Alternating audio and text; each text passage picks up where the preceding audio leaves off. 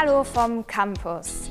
Ihr möchtet endlich anfangen zu studieren? Sehr gut, denn heute gibt es 5 Tipps zur Uni-Bewerbung. Wo sind Stolperfallen? Wo müsst ihr besonders darauf achten und wie läuft das Ganze überhaupt ab? Habt ihr vielleicht auch schon Erfahrungen oder sogar Tipps für die Uni-Bewerbung? Dann schreibt es doch gerne unten in die Kommentare. Ich freue mich drauf und dann kann es auch schon losgehen mit meinem Tipp Nummer 1. Es gibt einen Unterschied zwischen Zugang und Zulassung.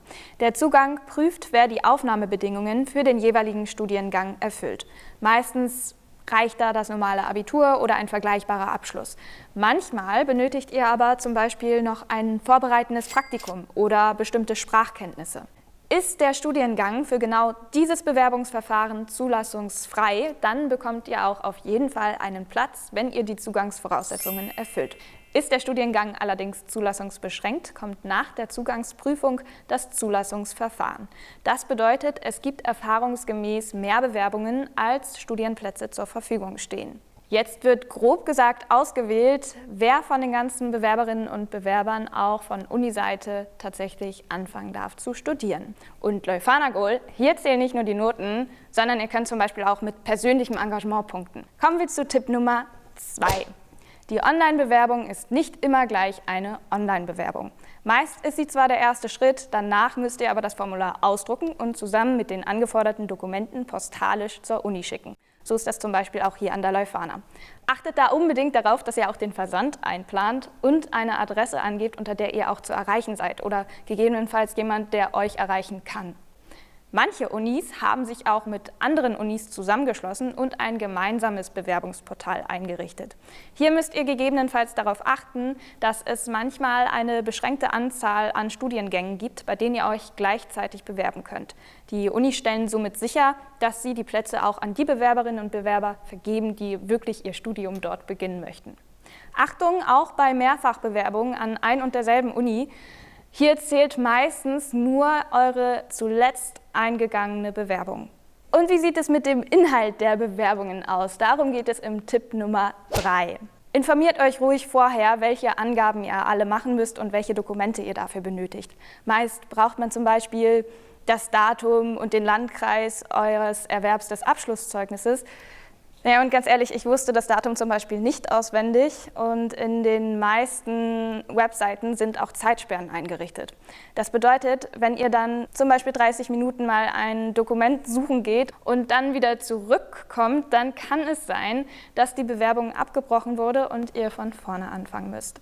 Ich bin damals auch noch an der HZB hängen geblieben. Das bedeutet Hochschulzugangsberechtigung. Also zum Beispiel für das normale Abitur die allgemeine Hochschulreife vom Gymnasium zum Beispiel. Mit welcher Hochschulzugangsberechtigung ihr wo, was auch ohne Abitur studieren könnt, das hängt vor allem von der jeweiligen Uni bzw. Hochschule ab. Informiert euch da also am besten bei eurer Wunschuni. Am Ende einer jeden Uni-Bewerbung kommt es zu meinem Tipp Nummer 4, die eidesstattliche Erklärung. Was ist das überhaupt und wozu brauche ich das? Wenn es das bisher noch nicht war, dann wird es spätestens jetzt sehr formal.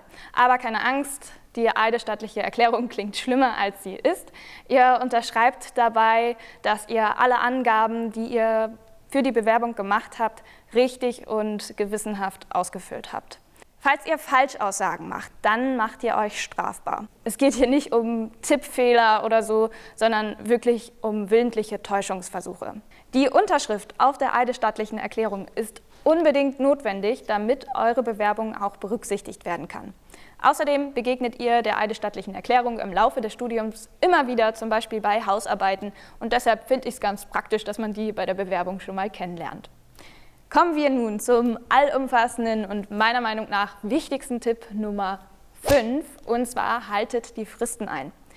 Die erste Frist ist schon mal eure Bewerbungsfrist und da, wie gesagt, achtet auf den Versand und auf die richtige Adresse. Wenn ihr dann alles fristgerecht eingereicht habt, hilft jetzt erstmal nur Daumen drücken. An der Leuphana kommt eventuell noch die Einladung zu den Auswahltagen. Haltet euch den Tag unbedingt frei und schaut online nach dem Stand eurer Bewerbung. Ich kenne jemanden, bei dem ist die Einladung leider etwas spät angekommen.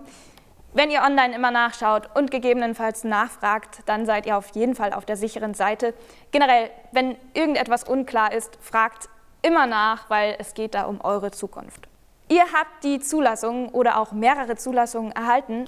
Sehr cool. Jetzt müsst ihr euch für eine Sache entscheiden und euch einschreiben. Und auch dafür gibt es wieder eine Frist und die ist meistens etwas kurz.